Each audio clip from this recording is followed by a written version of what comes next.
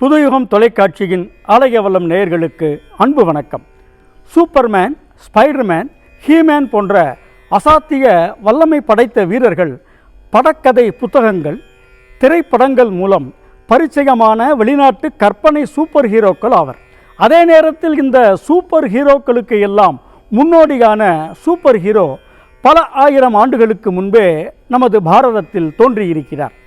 இங்கிருந்து இலங்கைக்கு கடல் தாண்டி சென்ற அந்த புராண சூப்பர் ஹீரோ இந்தியாவில் மட்டுமின்றி கடல் கடந்து பல வெளிநாடுகளிலும் வழிபடு கடவுளாக வணங்கப்படுகிறார். அவர்தான் அசகாய சூரர் அனுமான். கடலை தாண்டுதல், வானில் பறத்தல், மலையை பெயர்த்தல், உருவத்தை பெரிதாக்குதல் உள்ளிட்ட பல்வேறு ஆற்றல்களை வெளிப்படுத்திய உலகின் முதல் சூப்பர் ஹீரோ இந்த அனுமான் தான்.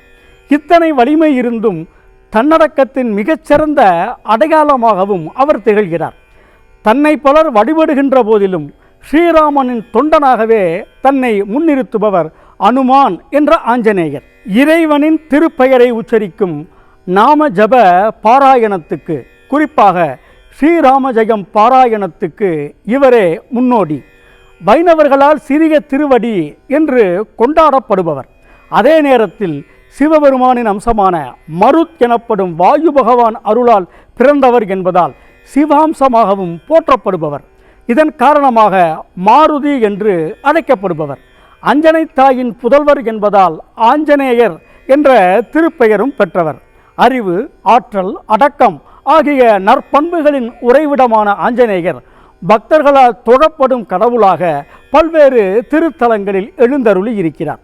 இந்த திருத்தலங்களில் அபூர்வ சக்தி வாய்ந்த கல்லுக்குடி சுந்தர ஆஞ்சநேயர் திருக்கோவிலின் அருமை பெருமைகளை இன்றைய ஆலயவலம் நிகழ்ச்சியில் அகமகிழ காண்போம்.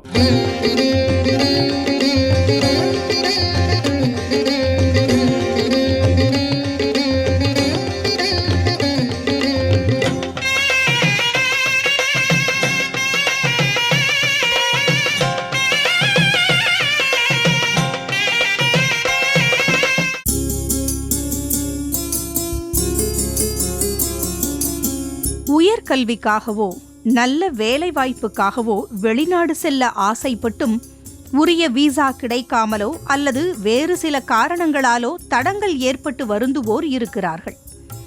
இந்த தடைகளை கடந்து எளிதில் வெளிநாட்டிற்கு பறக்க வேண்டுமா? அப்படியானால் திருச்சி ஜங்ஷன் ரயில் நிலையத்திற்கு அருகே ரயில்வே தொழிலாளர் குடியிருப்பு பகுதியான கல்லுக்குழியில் அமைந்திருக்கும் சுந்தர ஆஞ்சநேயர் திருக்கோவிலுக்கு வருகை தாருங்கள். இங்கு எழுந்தருளியிருக்கும் ஆஞ்சநேயரிடம் பிரார்த்தனை செய்து கொண்டால் சுந்தர காண்டத்தில் ஆஞ்சநேயர் எளிதில் கடலை கடந்து இலங்கை சென்றதைப் போல நீங்களும் எளிதில் தடைகளை கடந்து பிடித்த வெளிநாட்டிற்கு செல்லலாம். இத்தனை சக்தி வாய்ந்த ஆஞ்சநேயருக்கு இந்த ரயில்வே காலனியில் ஆலயம் அமைந்த விதம் மிகவும் ஆச்சரியமானது. ஆங்கிலேயர்கள் ஆட்சி காலத்தின் போது திருச்சிராப்பள்ளி சந்திப்பு ரயில் நிலையத்தின் 2வது பிளாட்பாரத்தில் ஒரு பயணி ஏராளமான சுமைகளுடன் வந்து இறங்கினார். அவர் கொண்டு வந்திருந்த ஒரு சாக்கு மூட்டை மிகவும் கனமாக இருந்ததால் அந்த ரயில் நிலையத்தின் டிக்கெட் பரிசோதகர் லக்கேஜ் கட்டணத்தை அபராதத்துடன் கட்டுமாறு அந்த பயணியிடம் கேட்டுள்ளார். பயணியோ தன்னிடம் அதற்கான பணம் இல்லை என்று தெரிவித்துள்ளார். ஆகையால் சாக்கு மூட்டையை ரயில் நடைமேடையிலேயே வைத்துவிட்டு பணம் எடுத்து வந்து தந்துவிட்டு அந்த மூட்டையை எடுத்துச் செல்வதாக சொல்லியிருக்கிறார். ஆனால் அவ்வாறு சொல்லிவிட்டு போனவர்தான் திரும்பி வரவே இல்லை. வெகு நாட்களாக அந்த சாக்கு மூட்டை கேட்பாரற்று கிடந்ததால் ரயில்வே ஊழியர் ஒருவர் அதனை பிரித்து பார்த்தபோது ஓரடி உயரம் கொண்ட அழகான ஆஞ்சநேயர் சிலை புன்சிரிப்பு தவழும் திருமுகத்துடன் தென்பட்டதாம். இதையடுத்து ரயில்வே ஊழியர்கள் 2வது நடைமேடையின் ஓரத்திலேயே சிறிய கோவில் ஒன்றை கட்டி அந்த ஆஞ்சநேயர் விக்கிரகத்தை பிரதிஷ்டை செய்து வழிபட்டு வந்தார்களாம். ரயில் பயணிகளும் அந்த பகுதி பொதுமக்களும் கூட இந்த ஆஞ்சநேயரை வழிபடத் தொடங்கினார்கள். சுமார் 10 ஆண்டுகள் கழிந்த பின்னர் 1928ஆம் ஆண்டில் நாகப்பட்டினத்தையும் ஈரோட்டையும் இணைக்கும் ரயில்வே பாதை அமைக்கும் பணி தொடங்கியது. அப்போது ரயில் நிலைய விரிவாக்க பணிக்காக 2வது நடைமேடை ஓரத்தில் இருந்த ஆஞ்சநேயர் கோவிலை அப்புறப்படுத்துமாறு அன்றைய திருச்சி ரயில்வே மாவட்ட பொது மேலாளரான ஆம்ஸ்பி என்ற ஆங்கிலேய அதிகாரி உத்தரவிட்டாராம். அதன்படி அந்த சிறிய கோவில் இடிக்கப்பட்ட போதிலும் ஆஞ்சநேயர் சிலையை அகற்ற முடியவில்லையாம்.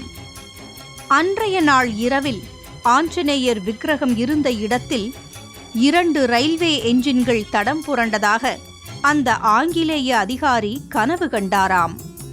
மறுநாள் விடியற்காலையில் அந்த அதிகாரி விரைந்து சென்று பார்த்தபோது அவர் கனவில் கண்டதைப் போலவே 2 ரயில் என்ஜின்கள் தடம் புரண்டு ரயில் போக்குவரத்து பாதிக்கப்பட்டிருந்ததை கண்டார்.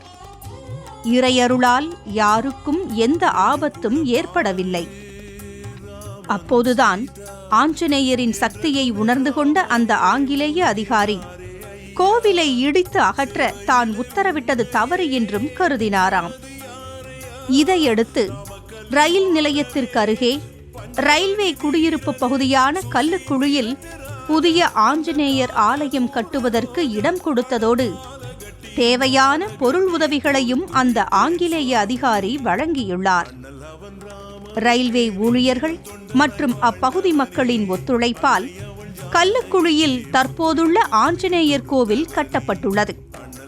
இந்த கோவிலின் வளர்ச்சிக்கு ரயில்வே முன்னாள் நிர்வாகி என் ஸ்ரீராமுலு நாயுடு என்பவரும் சிறந்த பணிகளை ஆற்றியுள்ளதாக கூறப்படுகிறது. கல்லுக்குழி ஆஞ்சநேயர் திருக்கோவிலின் முதல் கும்பாபிஷேகம் கடந்த 1935ஆம் ஆண்டில் வெகு சிறப்பாக நடத்தப்பட்டுள்ளது.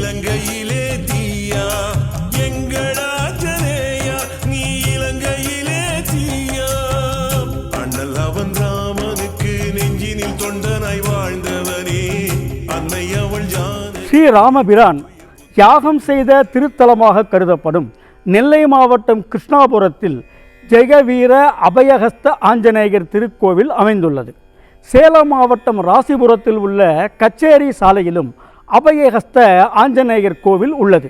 ராமேஸ்வரம் ராமநாத சுவாமி கோவிலுக்கு 2 கிலோமீட்டர் தொலைவில் வாலில்லாத அனுமான் திருக்காட்சி தரும் அபய ஆஞ்சநேயர் திருக்கோவில் உள்ளது. திருவள்ளூர் மாவட்டம் காக்கலூரில் வாளை தலைக்கு மேல் சுருட்டி வைத்துக் கொண்டு வலது திருக்கரத்தில் அபயமுத்திரையும் இடது திருக்கரத்தில் சௌகந்திகா மலரையும் ஏந்தி இருக்கும் வீர ஆஞ்சநேயர் திருக்கோவில் அமைந்துள்ளது. இதேபோல் இடது திருக்கரத்தில் பாரிஜாத மலரை ஏந்தியபடி வலது திருக்கரத்தில் அபயமுத்திரை காட்டியருளும் சுந்தர ஆஞ்சநேயர் எழுந்தருளியிருக்கும் கல்லுக்குழி திருத்தலத்தின் ஆன்மீக சிறப்புகளை எடுத்துரைக்கும் ஆலயவலம் நிகழ்ச்சி சிறிய இடைவேளைக்கு பின் தொடரும்.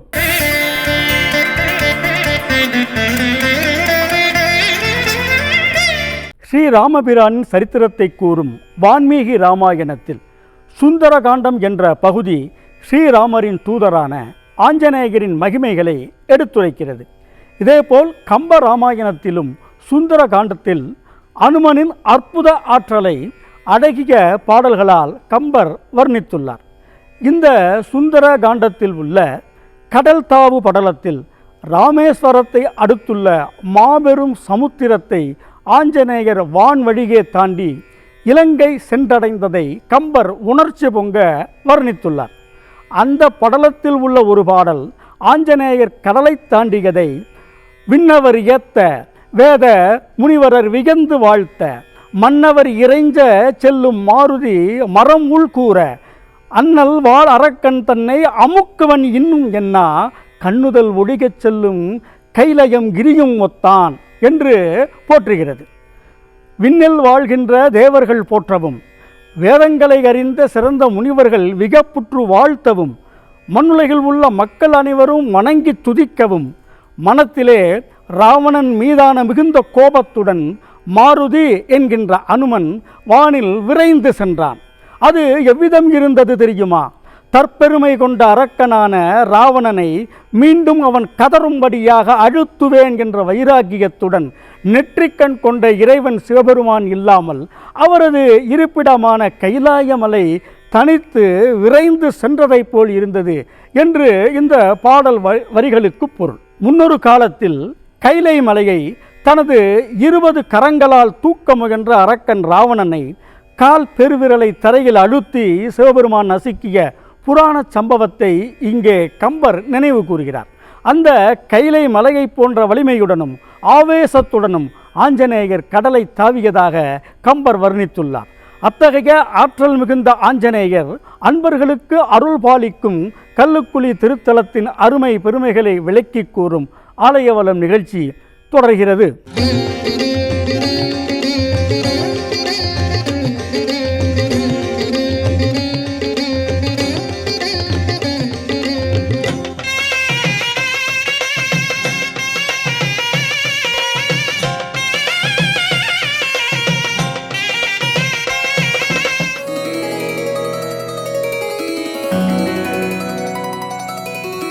திருச்சிராப்பள்ளி சந்திப்பு ரயில் நிலையத்திலிருந்து சுமார் 1/2 கிலோமீட்டர் தொலைவில் ரயில்வே தொழிலாளர் குடியிருப்பான கல்லுக்குழி உள்ளது. இங்கே கிழக்கு பார்த்த 3 அடுக்கு ராஜகோபுரத்துடன் சுந்தர ஆஞ்சநேயர் திருக்கோவில் கட்டப்பட்டுள்ளது.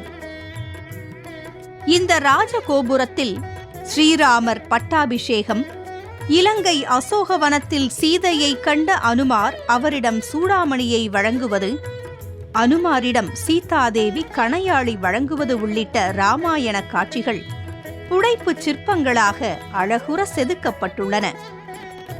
இதேபோல் பள்ளிகொண்ட ரங்கநாதர், கஜேந்திர மோட்சம் ஆகிய புடைப்புச் சிற்பங்களும் காணப்படுகின்றன. இந்த ராஜகோபுர நுழைவாயில் வழியாக உள்ளே சென்றால் கொடிமரத்துடன் கூடிய மகாமண்டபம் காணப்படுகிறது. மகாமண்டபத்தில் கொடிமரத்தின் இடது புறத்தில் பெரிய அரச மரமும் வேப்ப மரமும் இணைந்துள்ளன. இவற்றின் அடியில் விநாயகப் பெருமானும் முருகப் பெருமானும் அடுத்தடுத்துள்ள சிறிய சன்னதிகளில் அருள் பாலிக்கின்றனர். அவர்களை வணங்கிவிட்டு மகாமண்டபத்தை தாண்டி சென்றால் அர்த்த மண்டபம் உள்ளது. அர்த்த மண்டபத்தை அடுத்து பளிங்கு கற்களால் ஆன மூலவர் சன்னதி கிழக்கு பார்த்து அமைந்துள்ளது. இதன் சிறிய கருவறைக்குள் 1 அடி உயரம் கொண்ட புடைப்புச் சிற்பமாக மூலவர் ஆஞ்சநேயர் அருள் பாலிக்கிறார். சுந்தர ஆஞ்சநேயர் என்ற திருப்பெயருக்கு ஏற்ப மனதை கொள்ளை கொள்ளும் புன்சிரிப்புடன் அழகாக மூலவர் திருக்காட்சி தருகிறார். அவரது வலது பாதம் கிழக்கு நோக்கி இருக்க, இடது பாதம் வடக்கு நோக்கி திரும்பிய வண்ணம் உள்ளது. இடது திருக்கரத்தில் பாரிஜாத மலரை ஏந்தியபடி வலது திருக்கரத்தில் பக்தர்களுக்கு அருளும் அபய முத்திரையை காட்டியருள்கிறார். அத்துடன் ஆஞ்சநேயரின் திருமுகமும் வடக்கு நோக்கி திரும்பிய வண்ணம் உள்ளது. வடக்கு திசை குபேரனுக்குரிய திசை என்பதால் இந்த ஆஞ்சநேயரை வணங்குவதால் குபேர சம்பத்து கிடைக்கும் என்பது பக்தர்களின் நம்பிக்கை. திருக்குமாரா அனுமந்தமூர்த்தி,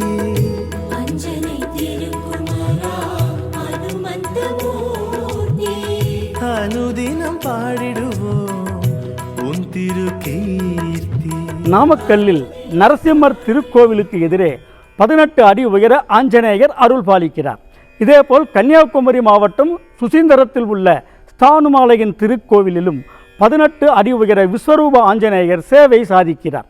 இந்த பழைய கோவில்களைப் போலவே அண்மைக்கால கோவில்களான சென்னை நங்கநல்லூர் ஆதி வியாதிகர பக்த ஆஞ்சநேயர் திருக்கோவிலில் 32 அடி உயர ஆஞ்சநேயரும், விழுப்புரம் மாவட்டம் பஞ்சவடியில் 36 அடி உயர பஞ்சமுக ஜெயமங்கல ஆஞ்சநேயரும் மூலவராக அருள் பாலிக்கின்றனர். இந்நிலையில் இந்த ஆலயங்களைப் போல் பிரம்மாண்ட வடிவில் இல்லாமல் மூர்த்தி சிறிதானாலும் கீர்த்தி பெரிது என்ற வகையில் சிறிய வடிவிலான அனுமார் மூலவராக அருள் பாலிக்கும் கல்லுக்குழி ஆஞ்சநேயர் திருக்கோவிலின் மகிமைகளை கூறும் ஆலயவலம் நிகழ்ச்சி சிறிய இடைவேளைக்கு பின் தொடரும்.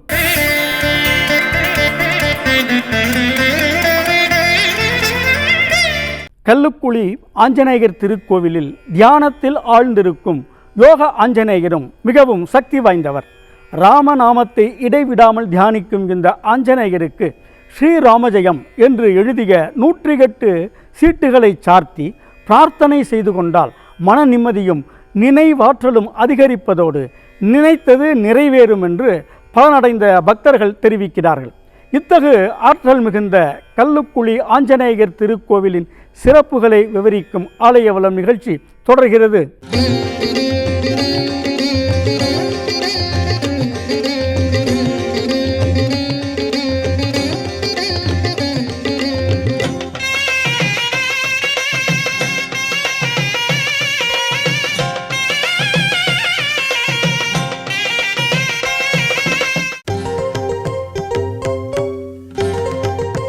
கல்லுக்குழி ஆஞ்சநேயர் திருக்கோவில் அர்த்த மண்டபத்தின் இடதுபுறத்தில் உற்சவர் சன்னதி உள்ளது.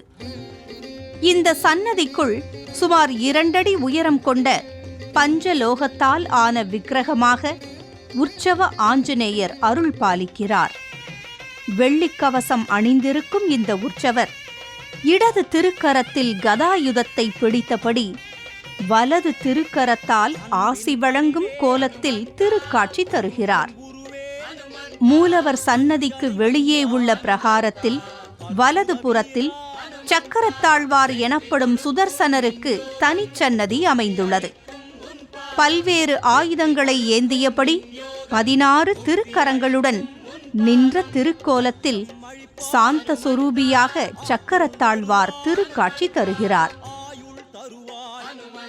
அவரது விக்கிரகத்தின் பின்புறத்தில் 4 திருக்கரங்களுடன் அமர்ந்த திருக்கோலத்தில் யோக நரசிம்மர் அருள் பாலிக்கிறார்.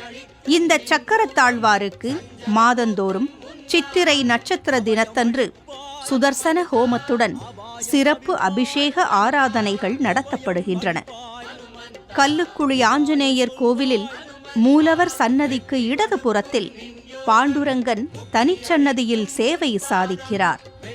பாண்டுரங்கன் சன்னதிக்கு அருகே பெரிய பெரிய இலைகளை கொண்ட ஆலமரம் உள்ளது.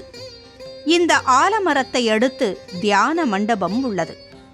இந்த மண்டபத்திற்குள் தவக்கோலத்தில் அமர்ந்து தியானம் செய்யும் ஆஞ்சநேயர் பெரிய சுதை சிற்பமாக திருக்காட்சி தருகிறார். இவருக்கு யோக ஆஞ்சநேயர் என்று திருநாமம். தியான மண்டபத்திற்கு எதிரே நவக்கிரக நாயகர்கள் வீற்றிருக்கும் தனிச்சன்னதி அமைந்துள்ளது. கோவில் சுவர்களில் ஹனுமான் சாலிசா ஸ்தோத்திரம் பெரிய எழுத்துகளில் பொறிக்கப்பட்டுள்ளது. கல்லுக்குழி ஆஞ்சநேயருக்கு வாரந்தோறும் புதன் மற்றும் சனிக்கிழமைகளில் சிறப்பு பூஜைகள் நடத்தப்படுகின்றன. இந்த ஆஞ்சநேயருக்கு தொடர்ந்து 9 வாரங்களுக்கு துளசி மாலையோ அல்லது வெற்றிலை மாலையோ சார்த்தி வேண்டிக் கொண்டால் நினைத்தது நடக்கும் என்று பக்தர்கள் நம்பிக்கையோடு தெரிவிக்கின்றனர். சக்தி அளிக்கும் நின்றூபம் சஞ்சலம் போக்கும் முன்னாமம் சீதக்களபா ஹனுமந்தா சிந்தூரநாதா ஹனுமந்தா ஆதி சுடரே ஹனுமந்தா. தமிழகத்தில் ஆஞ்சநேயர் வழிபாடு கடந்த 8ஆம் நூற்றாண்டு காலத்தில்தான் மிகவும் பிரபலமடைந்ததாக கருதப்படுகிறது. கல்லுக்குழி ஆஞ்சநேயர் திருக்கோவில் மிக பழமை வாய்ந்ததாக அல்லாமல் சுமார் 100 ஆண்டுகளுக்கு முன்பு கட்டப்பட்ட கோவிலாக இருந்தாலும் நாட்டின் பல பகுதிகளில் இருந்து மட்டுமின்றி வெளிநாடுகளில் இருந்தும் ஏராளமான பக்தர்களை தம்பால் ஈர்த்து வருகிறது. கல்லுக்குழி ஆஞ்சநேயர் சிறந்த வரப்பிரசாதி என்ற பக்தர்களின் நம்பிக்கையே இதற்கு முக்கிய காரணம். இந்த திருக்கோவிலில் ஆண்டுதோறும் சித்திரை மாதத்தில் ஸ்ரீராமநவமி விழா 10 நாட்களுக்கு வெகு விமரிசையாக கொண்டாடப்படுகிறது.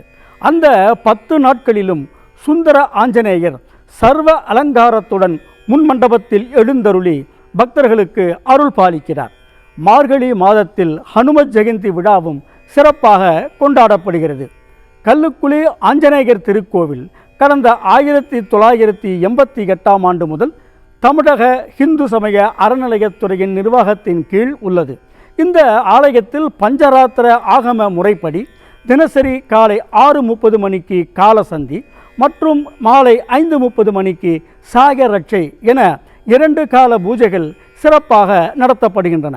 இந்த திருக்கோவில் தினந்தோறும் காலை 6 மணி முதல் பகல் 10 மணி வரையிலும் பின்னர் மாலை 5 மணி முதல் இரவு 8 மணி வரையிலும் பக்தர்களின் வழிபாட்டுக்காக திறந்திருக்கிறது.